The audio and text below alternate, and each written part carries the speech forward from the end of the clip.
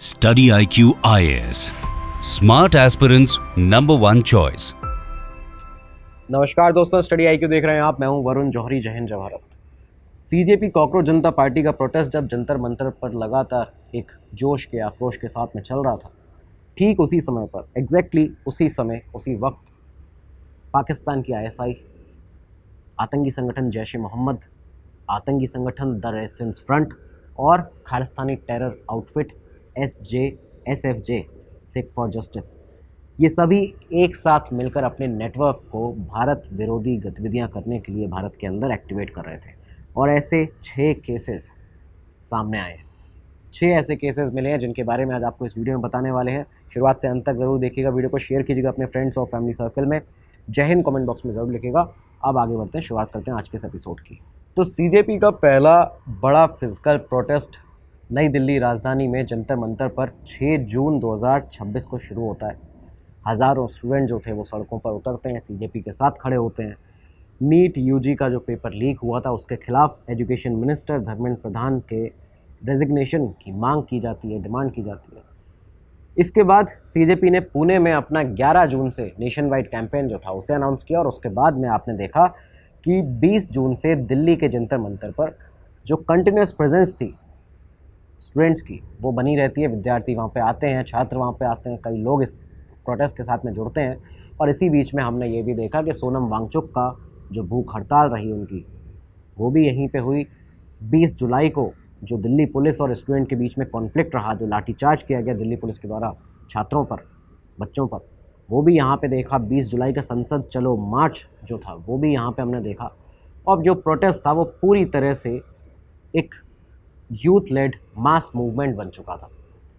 लेकिन जब सीजेपी का ये पूरा प्रोटेस्ट जून और जुलाई के महीने में चल रहा था, स्ट्रीट्स पर, देश में, जंतर मंतर पर लगातार विजिबल था, ठीक इसी दौरान आईएसआई और आतंकी संगठनों की एक्टिविटीज़ जो थी वो भारत में बढ़ती हुई नज़र आई।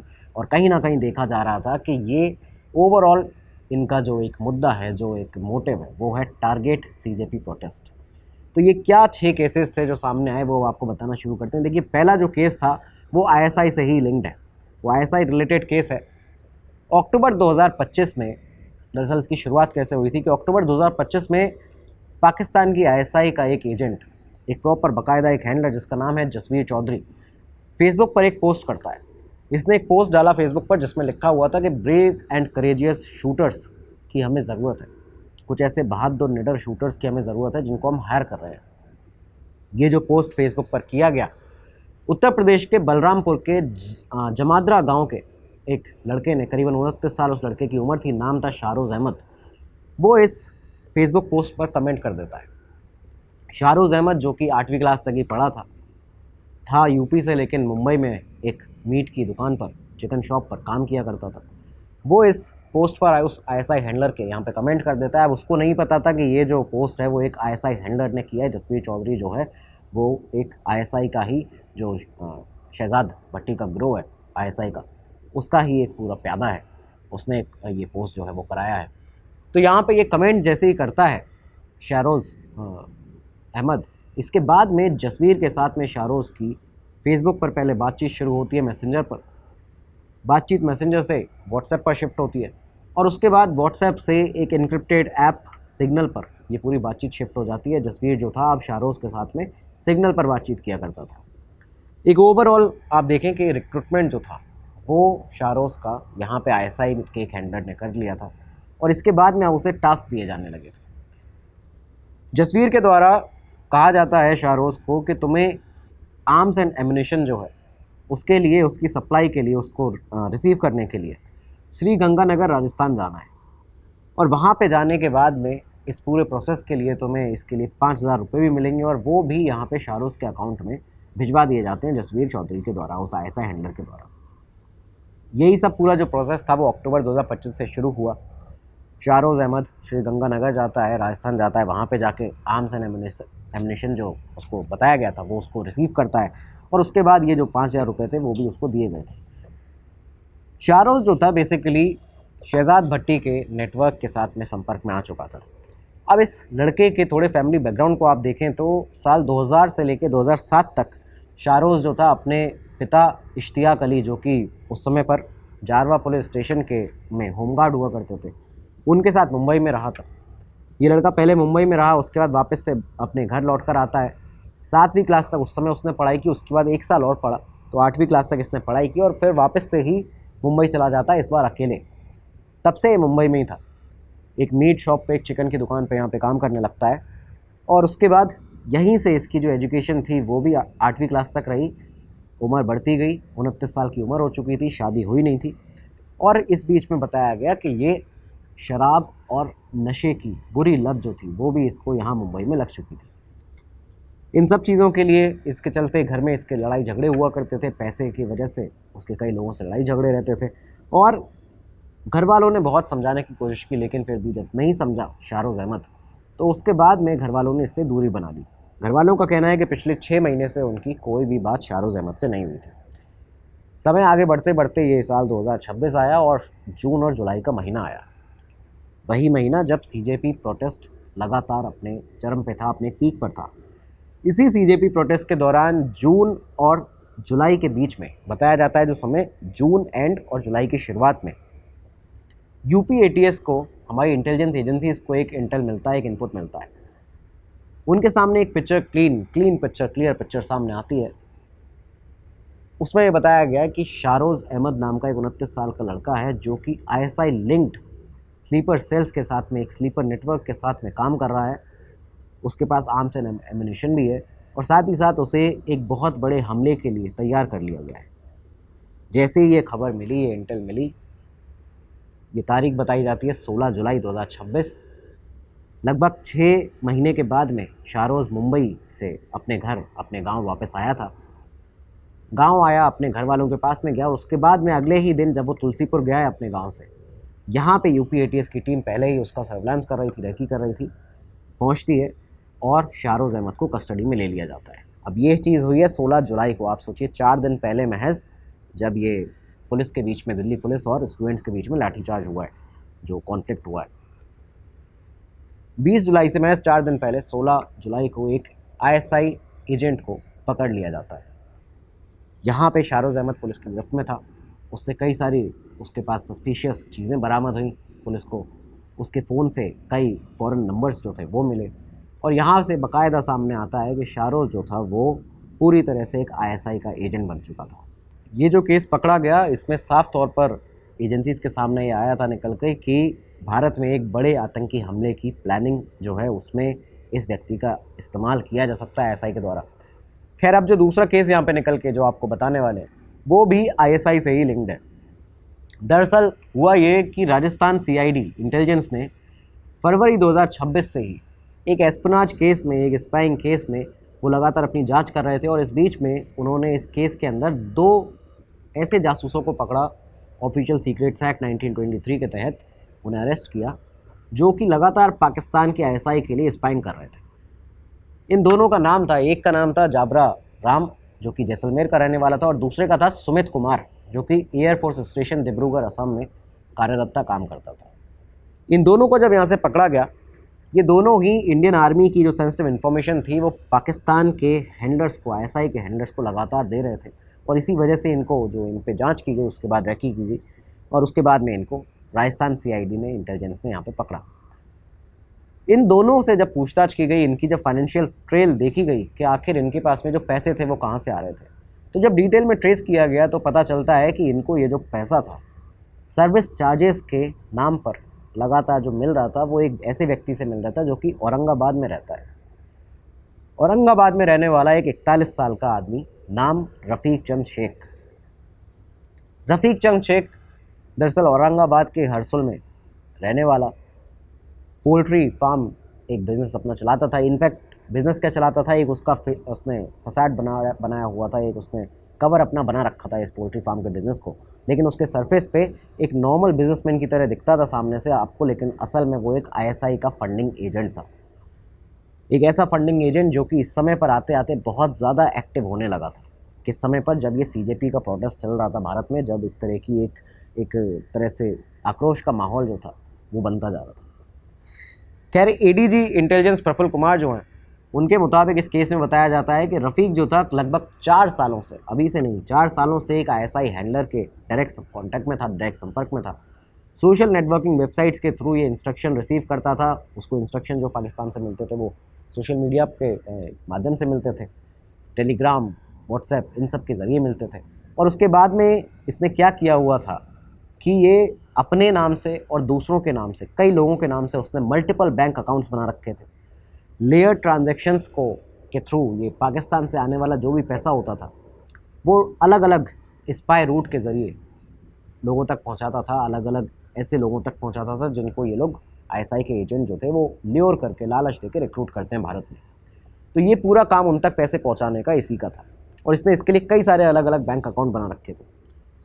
इतनी लेयर ट्रांजैक्शन रखता था कि जिससे कि पाकिस्तान से आया हुआ है ये पैसा, ये पूरा सबूत ही मिट जाए, पाकिस्तान का जो स्पाई लिंक है वो पूरी तरह से क्लीन नज़र आए।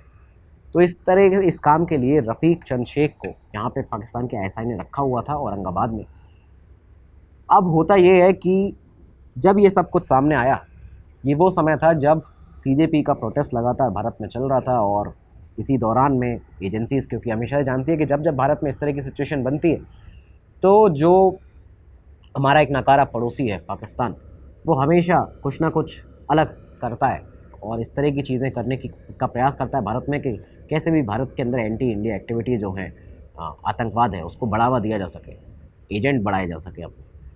तो यहाँ पे हमारी इंटेलिजेंस एजेंसीज जब सामने आके मुखर तरीके से अपनी जांच करती हैं, तब उन्हें ये एक्टिविटीज़ दिखती हैं रफ़ीक चंद शेख की कि ये यहाँ से वहाँ पैसा बहुत ज़्यादा इधर से उधर भेज रहा है। अब इस समय तक क्योंकि जबरा राम और ये जो सुमित कुमार, ये दोनों जो स्पाई थे, इन दोनों का इंटरोगेशन हो चुका था, इनकी फाइनेंशियल ट्रेल जो थी, जो चेन थी, वो कंफर्म हो चुकी थी, रफ़ीक चंद शेख की इनपुट मिल चुकी थी। तो 30 जून 2026 को मिड में आप देखिए कि सीजेपी प्रोटेस्ट के एकदम बीचों बीच मिड टाइम में महाराष्ट्र के औरंगाबाद में यहाँ पे सीआईडी की एक टीम पहुँचती है, इंटेलिजेंस एजेंसीज़ के लोग कुछ पहुँचते हैं, एक ऑपरेशन चलाते हैं और सीधा रफ़ीक को उसके घर से, उसके उस सेफ हाउस से यहाँ से अरेस्ट कर लिया जाता है। इसके घर में कई सारे बिजनेस से रिलेटेड जो एविडेंसेस थे उसके वो भी मिले, उसके डिजिटल एविडेंसेस मिले, बैंकिंग के रिकॉर्ड्स मिले, अकाउंट के डिटेल्स मिले और इन सबको कलेक्ट कर लिया गया है। बाद में इसको राजस्थान की एक जेल में बंद कर दिया गया है, वहाँ पे अभी इसकी रिमांड भी लगातार चल रही है। लेकिन आप ये देखिए कि ये गिरफ्तारी भी जो हुई आईएसआई लिंक्ड, ये जो रिलेटेड केस था, यहाँ पे भी गिरफ्तारी तब हुई जब सीजेपी प्रोटेस्ट अपने एकदम पीक पर आने वाला था, बिल्कुल बीचों बीच, जब भारत में बहुत ही सेंसिटिव माहौल था। अब बात करते हैं केस 3 की। तीसरा ये जो केस सामने आता है ये है रिलेटेड जैश ए मोहम्मद से, आतंकी संगठन जैश ए मोहम्मद, जिसने तमाम सारे आतंकी हमले भारत के ऊपर लगातार कराए हैं और पिछले कई समय से देखा जा रहा था कि जैश ए मोहम्मद की कोई आतंकी गतिविधि उस तरह से खबर में सामने नहीं आ रही है, लेकिन ये सामने आई है। तो किस तरह से, अब आप ये देखिए, ये सीजेपी प्रोटेस्ट के दौरान में इस पूरे ओवरऑल केस की शुरुआत हुई 2023 से। 2023 से लेकर फरवरी 2026 तक गुजरात के एक गांव में, एक बहुत ही आइसोलेटेड एरिया में, जैश ए मोहम्मद के जेईएम के एक स्लीपर मॉड्यूल ने करीबन 8 आईईडी टेस्ट किए, यानी कि 8 इम्प्रोवाइज्ड एक्सप्लोसिव डिवाइस टेस्ट किए गए, ब्लास्ट किए गए 23 से लेकर 2026 फरवरी तक। और ये क्यों किया जा रहा था? जिससे कि आगे आने वाले समय में जो अटैक करना है 2026 में, जो भी हमले की प्लानिंग थी जैश ए मोहम्मद की, उसे बहुत ही बिना फेल हुए सक्सेसफुली अटेम्प्ट किया जा सके, उसे किया जा सके, एग्जीक्यूट किया जा सके। तो अब ये सब चीज़ें कैसे निकल के सामने आई हैं? क्योंकि ये इंटेरोगेशन में, इन्वेस्टिगेशन में अब ये बातें जो हैं कबूल कर ली गई हैं। एटीएस के मुताबिक ये बताया जा रहा है कि जो अक्यूज़ हैं, जो यहाँ पे पकड़े गए, इन लोगों ने पोटेशियम नाइट्रेट, सल्फ़र और चारकोल जैसे जो भी रॉ मटेरियल्स थे, कई सारे इसके अलावा और जो रॉ मटेरियल्स थे, उनको ऑनलाइन प्लेटफॉर्म से ख़रीदा, लोकल मार्केट से ख़रीदा गुजरात में, और उसके बाद different pipe sizes, pressure levels, timers, detonators, इन सब को, जो वेल्डिंग केसिंग होती है, इन सब के कॉम्बिनेशन को एक साथ देखने के लिए कि कैसे कैसे क्या एक बॉम्ब जो है वो काम करता है, किस तरह से हम कहाँ कहाँ पे काम जो है उसको, बॉम्ब को बना सही रहे हैं या नहीं बना रहे हैं सही, ये सब चीज़ें देखने के लिए करीबन 8 टेस्ट ब्लास्ट किए जाते हैं गुजरात के एक गांव में, आइसोलेटेड एरिया में। ये सब कुछ इसलिए किया गया था जिससे कि फ्यूचर में जो इफ़ेक्टिव टाइम बॉम्ब है वो बनाए जा सके, और ये सारे के सारे टेस्ट जो कर रहा था शख्स, उसका नाम था मोहम्मद अमीन शेरा। मोहम्मद अमीन शेरा एक की ऑपरेटिव और सुपरवाइज़र था इस जैश ए मोहम्मद के पूरे स्लीपर मॉड्यूल का। इस स्लीपर मॉड्यूल में एक दो नहीं, कम से कम 15 लोग शामिल थे। और इन 3 सालों में ये 15 लोग गुजरात में अलग अलग जगह पर रहते रहे, अपनी जो एक्टिविटीज़ थी, एंटी इंडिया एक्टिविटीज़, वो भी यहाँ पे लगातार चलाते रहे। ये लोग रिलीजियस और एजुकेशनल जो इंस्टीट्यूशन थे उनको यूज़ करते रहे, जिससे कि यहाँ पे इनका मिलना जुलना होता रहे, इनकी मीटिंग्स होती रहे, किस तरह से कब ये जैश ए मोहम्मद का जो स्लीपर मॉड्यूल है इसको एक्टिवेट करना है, किस समय पर ये एक्टिवेट होगा, कब अटैक किए जाएंगे भारत में, इन सब की प्लानिंग जो थी ये लोग यहीं पर लगातार अपनी करते रहते हैं। एजेंसी की रिपोर्ट में बताया गया है कि गुजरात में पाटन के जामिया अबुल मदरसा में, नवसारी के जामिया रहमानिया मदरसा के अंदर, यहाँ पे ये लोग इन दोनों मदरसाओं को यूज़ कर रहे थे। यहाँ पे क्लोज डोर मीटिंग्स होती थी, एक्सट्रीमिस्ट आइडियोलॉजी जो है उसको एक दूसरे के साथ शेयर किया जाता था, जो वल्नरेबल यूथ है उसको यहाँ ला के रेडिकलाइज भी किया जा रहा था, और जिहादी लिटरेचर जो है वो पूरी तरह से यहाँ पे सर्कुलेट होता था। इस सर्कुलेशन में नाम आता है बिलाल आबिद भाई शेरा का। बिलाल आबिद भाई शेरा ने मसूद अज़हर की जिहादी जितनी भी उसकी लिखावट है, जो उसकी बुक्स हैं, किताबें हैं, उसकी स्पीचेज़ हैं मसूद अज़हर की, उनके वीडियोज़ हैं, वो सब कुछ एक पेन ड्राइव में डाला और पेन ड्राइव में डालने के बाद मोहम्मद अमीन शेरा को सप्लाई किया। मोहम्मद अमीन शेरा ने इसके बाद इस पूरे कंटेंट को अलग अलग जगह पर प्रिंट करा के डिस्ट्रीब्यूट कराया, उन लोगों में बांटा इन 3 सालों के अंदर, और ये सब चीज़ें लगातार जो थी वो चल रही थी। लेकिन यहाँ पे अब नज़र पड़ी भारत की खुफिया एजेंसीज़ की इस पूरे स्लीपर मॉड्यूल के ऊपर। ये नज़र कब पड़ी? जब पता चला कि यहाँ सीजेपी प्रोटेस्ट के दौरान में कहीं कुछ गलत इस तरह की टेरर एक्टिविटी जो है वो हो सकती है। जब देखा गया तो यहाँ पे 3 जुलाई 2026 को, आप देखिए कि वो समय जब 3 जुलाई 2026 अपने पूरे चरम पर है, सीजेपी का प्रोटेस्ट जंतर मंतर राजधानी दिल्ली में, गुजरात एटीएस की टीम ने बानसकांठा गुजरात से, पाटन से, नवसारी से, इसके अलावा मध्य प्रदेश के देवास से एक मल्टी स्टेट रेड करके ये जो पूरा जैश ए मोहम्मद का स्लीपर मॉड्यूल था इसके 8 लोगों को अरेस्ट किया। 8 ऐसे लड़के गिरफ्तार होते हैं जिनकी उम्र 18 से 40 साल के बीच की रेंज में थी। दारुल इस्लाम गुजरात जैश ए मोहम्मद के स्लीपर सेल पूरे मॉड्यूल का हिस्सा थे ये लोग, इसके रूप में इन्हें आइडेंटिफाई किया गया। और इसके बाद में यहाँ से जब इनको पकड़ा गया था, इनके ऊपर यूएपीए लगाया गया, बीएनएस के सेक्शन 148 और 61 के तहत केसेस दर्ज किए गए, 14 दिन की पुलिस कस्टडी में भेजा गया। लेकिन इनके पास से जो भी रिकवरी हुई उसको देखकर एजेंसीज़ के लोग भी चौंक चुके थे, सन्न रह गए थे। जैश ए मोहम्मद के जो झंडे हैं, जो फ्लैग हैं, वो यहाँ से मिलते हैं। ये जो मसूद अज़हर है उसकी किताबों के प्रिंट आउट यहाँ से मिलते हैं। अज़हर से रिलेटेड एक लेटर यहाँ से मिला इन लोगों के पास से एजेंसीज़ को, और साथ ही साथ 1,03,000 रुपए के आसपास का जो कैश है वो भी यहाँ से रिकवर किया जाता है। तो इतना जो पैसा था, जो कैश था, वो भी यहाँ से मिला, जिससे कि, और वो ये कैश उसी काम में आता था कि जिससे कि ये पूरा स्लीपर सेल अपनी टेरर एक्टिविटीज़ को फाइनेंस कर पाए, उन एक्टिविटीज़ को चला पाए। ये पूरा पैसा इन्हें पाकिस्तान से आया था, मसूद अज़हर से आया था, जैश ए मोहम्मद से आया था। ये सारी चीज़ें यहाँ चली। इसके बाद में यहाँ पे कुछ और लोगों को पकड़ा गया जिनके नाम थे मोहम्मद अयूब कादीवाला।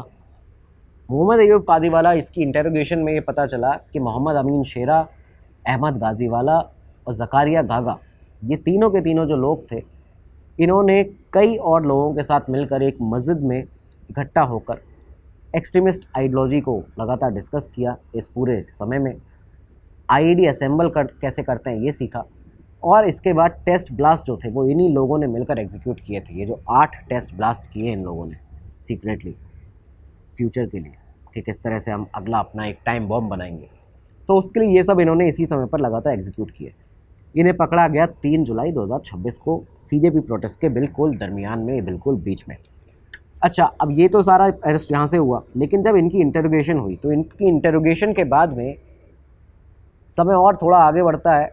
करीबन आप देखिए कि 12-13 दिन और निकलते हैं, और 12 दिन के बाद ही 15 जुलाई 2026 को एटीएस 5 और लोगों को गिरफ्तार करती है, इसी जैश ए मोहम्मद के स्लीपर मॉड्यूल के।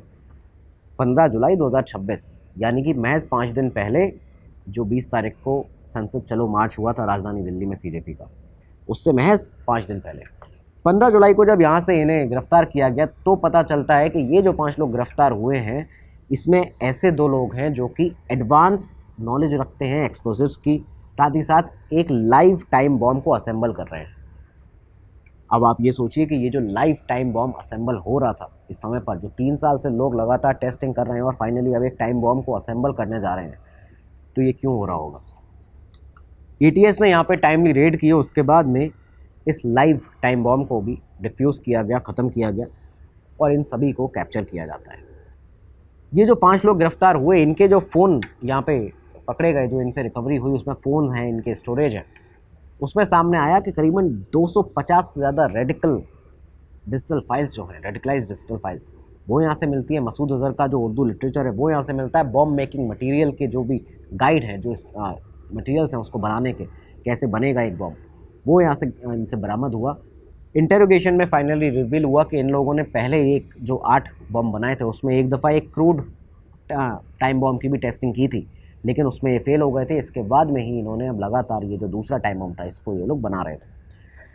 खैर कोर्ट में ये मामला गया, कोर्ट ने इन सभी लोगों को पुलिस कस्टडी में भेज दिया है। इनकी रिमांड जो है लगातार चल रही है।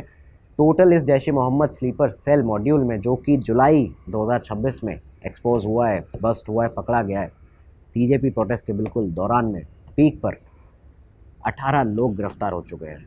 ये मॉड्यूल कोई 1-2 स्लीपर सेल्स का नहीं था, 18 स्लीपर सेल थे। पूरा मॉड्यूल जो था उसे फाइनली डिसमेंटल कर दिया गया है। अब आते हैं केस 4 पे। ये जो 14 केस है ये रिलेटेड है टीआरएफ से। टीआरएफ का नाम आप सभी ने सुना होगा रियासी के अटैक में, पहलगाम के अटैक में। पहलगाम अटैक की जिम्मेदारी, रियासी अटैक की जिम्मेदारी लेने वाला संगठन था टीआरएफ, द रेजिस्टेंस फ्रंट, जो कि पाकिस्तान के इन्हीं आतंकवादी संगठनों का एक शैडो आउटफिट है। पाकिस्तान अपना नाम बचाने के लिए टीआरएफ को आगे करता है, जिससे कि जैश ए मोहम्मद और लश्कर तैयबा का जब नाम सामने आता है तो जो दुनिया भर के अलग अलग इंस्टीट्यूशंस हैं, जो अलग अलग ऑर्गेनाइजेशंस हैं, उनकी निगाहें पाकिस्तान पर जाती हैं कि पाकिस्तान दोबारा से आतंकवादियों को पनाह दे रहा है, वहाँ से आतंकवाद को जन्म देता है। इस वजह से पाकिस्तान ने ये जो the resistance front, Kashmir tigers, इस तरह के ऑर्गेनाइजेशंस को, ऐसी टेरर ऑर्गेनाइजेशंस को, आउटफिट्स को बनाया है जिससे कि उसका डायरेक्ट नाम सामने ना आए। तो ये जो इंसिडेंट है वो रिलेटेड है टीआरएफ से, और ये भी बिल्कुल उस पीक टाइम का है जब सीजेपी का प्रोटेस्ट बहुत आक्रोशित हो चुका था। भारत की एजेंसीज से लेकर सिक्योरिटी फोर्सेस की निगाहें इस प्रोटेस्ट पर थी, और इसी दौरान में टीआरएफ एक कायरता का काम करता है। द रेजिस्टेंस फ्रंट ने दरअसल क्या किया कि 22 जुलाई 2026 का दिन था। जम्मू कश्मीर के अनंतनाग में लाल चौक एरिया में दिन के करीबन 12:30 बजे, 12:30 के आसपास, 32 के आसपास, 22 जुलाई 2026 को, यानी कि संसद चलो मार्च जो 20 जुलाई को हुआ उसके 2 दिन बाद ही, यहाँ पे एक पुलिस पार्टी जो कि अमरनाथ यात्रा की सिक्योरिटी में लगी हुई थी, लगातार सिक्योरिटी ड्यूटी में डिप्लॉय थी, अचानक से एक आतंकी आता है, एक बंदूकधारी, और पॉइंट ब्लैंक रेंज से इस सिक्योरिटी पार्टी के ऊपर, जो भी यहाँ पे पुलिस वाले थे मौजूद थे, हमारे सेना के जवान यहाँ मौजूद थे, उन पर अंधाधुंध फायरिंग कर देता है। फायरिंग होती है, अफरा तफरी मच जाती है, भीड़ यहाँ से वहाँ भागने लगती है, सिक्योरिटी फोर्सेस अलर्ट पर आ जाती हैं, और उसके बाद में सडनली ये यहाँ से जो आतंकवादी था वो भाग जाता है। सीसीटीवी फुटेजेस जो थी वो खंगाली गई, आई विटनेसेस जो थे उनसे बातचीत की गई, तो पता चला कि ये जो अटैकर था, जो आतंकवादी था, उसके पास एक असॉल्ट राइफ़ल थी। वो एक असॉल्ट राइफ़ल लेकर आया था, पुलिस पार्टी के पास आता है, कैजुअली उसने उन्हें अप्रोच किया था, और अचानक से उसके बाद जब आया था तो नहीं लग रहा था कि ये अटैक करने के इरादे से आया हुआ है, एक आम नागरिक की तरह लग रहा था। और अचानक जैसे ही वो क्लोज रेंज में आया तो उसने गोलियां चलाना शुरू कर दी। 2 गोलियां जो थीं वो एक पास की दुकान पे भी जाके लगी हैं, और एक जो हेड कांस्टेबल वहाँ पे मौजूद थे, आशिक हुसैन कुरैशी, 35 साल के आशिक हुसैन कुरैशी को मल्टीपल बुलेट इंजरीज़ आई। गवर्नमेंट मेडिकल कॉलेज अनंतनाग में उन्हें भर्ती कराया गया, ले जाया गया, लेकिन डॉक्टर्स ने उन्हें ब्रॉड डेड डिक्लेयर कर दिया था। ये जो अटैक रहा, इसमें आशिक हुसैन कुरैशी को वीरगति प्राप्त हुई। इस अटैक के बाद में सिक्योरिटी फोर्सेज ने एरिया को पूरा कॉर्डन ऑफ किया, सर्च ऑपरेशन लॉन्च किया, कई लोगों से क्वेश्चनिंग के लिए उन्हें बुलाया भी गया।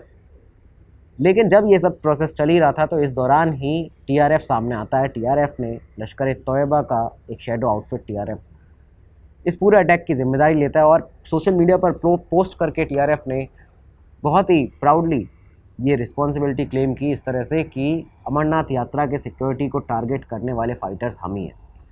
इस तरह से उसने एक सोशल मीडिया पे अपना पोस्ट किया। अथॉरिटीज़ ने यहाँ पे एलईटी के लिंक जितने भी आतंकवादी जो अथॉरिटीज़ को एजेंसीज़ को पता है उनके कई सारे ऐसे घर हैं जिनको टारगेट करके डेमोलिश भी किया गया ताकि जो सेफ़ हाउसेज़ हैं, जो सेफ़ हेवन है आतंकियों का, वो ख़त्म हो। लेकिन ये सब आप देखिए कि उस दौरान में हुआ है जब सीजेपी प्रोटेस्ट अपने पीक पर था, और साथ ही साथ ये जो अटैक है ये इसलिए बड़ा है क्योंकि ये उस दौरान में हुआ जब पूरे देश की निगाहें एक सीजेपी प्रोटेस्ट पर हैं। तब इन आतंकियों ने एक कायरता की एक्टिविटी जो थी वो यहाँ पे की है जम्मू कश्मीर में, और पहलगाम के बाद ये पहला आतंकी हमला है, इसलिए भी ये बड़ा है।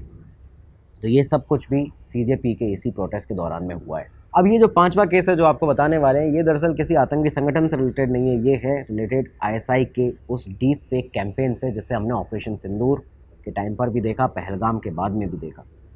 वो सेम उसी तरह का एक डीप फेक कैंपेन इस दौरान भी सीजेपी प्रोटेस्ट के दौरान भी नज़र आया, सामने आया। हुआ क्या कि जब नीट यूजी पेपर लीक के खिलाफ सीजेपी का प्रोटेस्ट लगातार जंतर मंतर पर चल रहा था, रोज़ न्यूज़ में आ रहा था, खबरों में था, इसी दौरान 24 जुलाई 2026 को इंटेलिजेंस एजेंसीज ने एक अलग थ्रेट जो था, पब्लिक वार्निंग, उस थ्रेट पर इशू की। ये थ्रेट था डीप फेक वीडियोस का, डीप फेक कैंपेन का, जो स्पेसिफिकली चलाई जा रही थी पाकिस्तान की आईएसआई और इस तरह के जितने भी एक्टर्स हैं इनके द्वारा इंडियन आर्मी को टारगेट करने के लिए। इंटेलिजेंस ऑफिशियल्स के मुताबिक ये बताया गया कि इस बीच में उन्होंने लगभग 20 ऐसे वीडियो पोस्ट इन्हें डिटेक्ट किया, और डिटेक्ट करने के बाद ये जांच पड़ताल हुई और पता चला कि ये फैब्रिकेटेड वीडियोज़ हैं जो सर्कुलेट किए जा रहे हैं। आर्मी की यूनिफॉर्म पहने हुए कुछ लोग नज़र आते हैं, आर्मी पर्सनल नज़र आते हैं जो कि आर्मी की यूनिफॉर्म पहने हैं, और वो प्रोटेस्ट पर पॉलिटिकल कमेंट कर रहे हैं, सरकार को गालियां दे रहे हैं, या वायलेंस जो है उसको बहुत ही सब्टली जस्टिफाई कर रहे हैं। लेकिन ये डीप फेक वीडियोज़ थी, ये सारा कुछ AI generated deep fake content था, ये रियल सोल्जर्स थे ही नहीं, ये असली जवान थे ही नहीं। सेम इस तरह का ये जो कंटेंट था वो ऑपरेशन सिंदूर के समय पर भी पाकिस्तान ने लगातार सर्कुलेट करना सोशल मीडिया पर शुरू किया था। पहलगाम अटैक के बाद में भी पाकिस्तान ने यही चीज़ें की थी, और पिछले 1 साल के बीच में इस तरह के डीप फेक वीडियोज़ को कई दफ़ा देखा जा चुका है।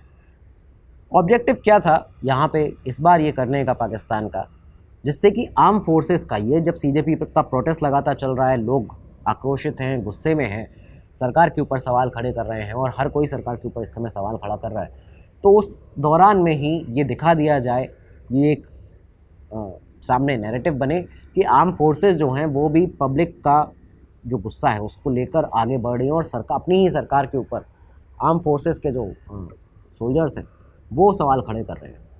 तो भारत की जो इंडियन आर्मी है वो ही अपनी सरकार से खुश नहीं है कि इस तरह का परसेप्शन बने। इस वजह से ये डीप फेक वीडियो पाकिस्तान की तरफ से लगातार सर्कुलेट हो रहे थे। आर्मी के लोग, जो आर्मी की पर्सनल्स हैं, वो पॉलिटिकल मुद्दों पर बातें कर रहे हैं। इससे ये भी होगा कि जो आर्मी के प्रति जनता का एक ट्रस्ट है वो भी डाइल्यूट होगा। एक प्रॉपर बड़े इंस्टीट्यूशन को डीलेजिटिमाइज कर दिया जाए, ये यहाँ पे इसका एक ऑब्जेक्टिव था, और इसी ऑब्जेक्टिव के साथ पाकिस्तान लगातार काम कर रहा था।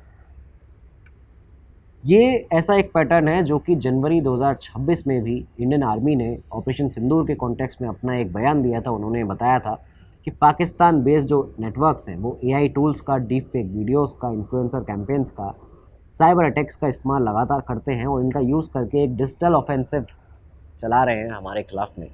झूठे वीडियोज़ फैलाते हैं, कैजुअलिटी मैनिपुलेट करते हैं, सीनियर ऑफिसर्स जो मिलिट्री लीडर्स हैं उनके फेक बयान जो हैं वो सोशल मीडिया पर डाल देते हैं, और इसलिए ऐसा किया था जिससे कि कुछ ही मिनट्स में परसेप्शन जो है वो चेंज हो जाए, क्योंकि इस तरह से जब इंडियन आर्मी के जवानों को दिखाया जाएगा तो कई लोगों का, एक दो नहीं हज़ारों लोगों का परसेप्शन जो है चेंज हो सकता है किसी भी चीज़ के लिए।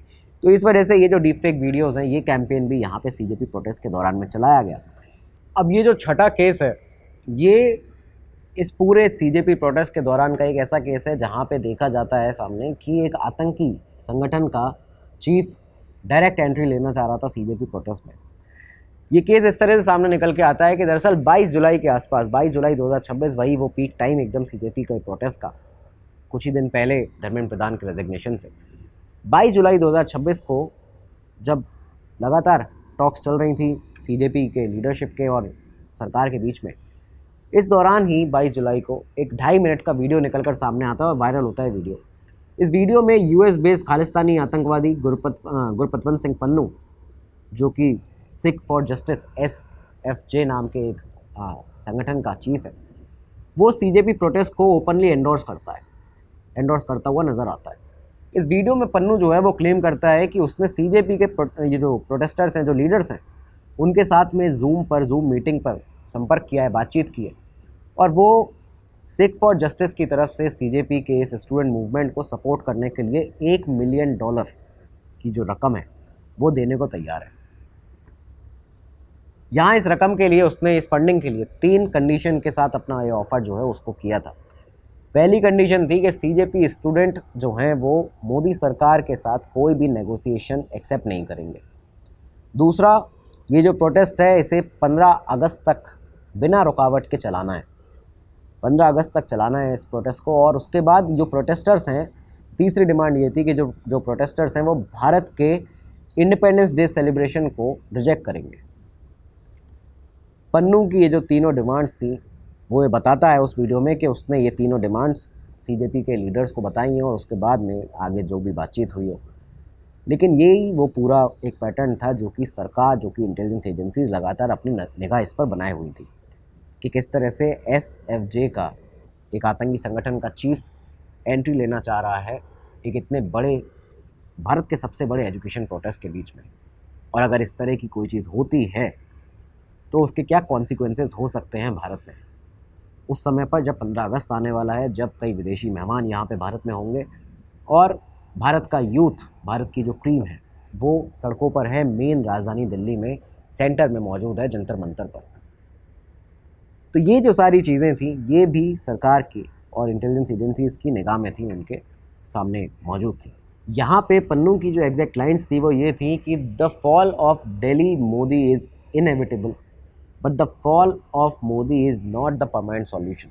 The only real solution is the dissolution, disintegration and balkanization of India. वो ये थ्रेटन कर रहा था, ये धमकी दे रहा था कि 15 अगस्त को रेड फोर्ट पर प्रधानमंत्री मोदी को इंडिपेंडेंस डे एड्रेस देने से रोकेगा और 16 अगस्त को खालिस्तान रेफरेंडम एक लाएगा सामने और ऑर्गेनाइज करेगा, जिसके तहत एलिजिडली पंजाब को इंडियन ऑक्यूपेशन से फ्री करेगा। तो ये सारी चीज़ें वो इसी समय पर कर रहा था पन्नू, जिस समय पर सीजेपी प्रोटेस्ट लगातार चल रहे थे और उसने सीजेपी प्रोटेस्ट में एंट्री लेने का भी प्लान पूरा बना लिया था। भारत के लिए पन्नू पहले से ही एक आतंकवादी डिक्लेयर्ड है। वो US, UK, कनाडा से कई सालों से लगातार एंटी इंडिया कैंपेन्स चला रहा है। सितंबर 2025 में भी NIA ने उसके खिलाफ केस रजिस्टर किए थे। उसने एलिजिडली 11 करोड़ रुपए का एक रिवॉर्ड अनाउंस किया था, ये कहते हुए एक आदमी को, किसी भी आदमी को, कि जो भी PM मोदी को रेड फोर्ट पर लाल किले पर तिरंगा झंडा फहराने से रोकेगा, उसको 11 करोड़ रुपया मिलेगा। तो इस तरह की बयानबाजी वो लगातार करता रहता है। 2026 में सीजेपी प्रोटेस्ट के दौरान भी जब बच्चे अपने डिमांड्स के लिए, अपनी मांग के लिए, अपने जस्टिस के लिए उतरे हुए हैं, तो उस दौरान भी ये इस तरह का एक आतंकी पन्नू सामने आता है और उसके बाद में इस पूरे प्रोटेस्ट को हाईजैक करने की कोशिश करता है।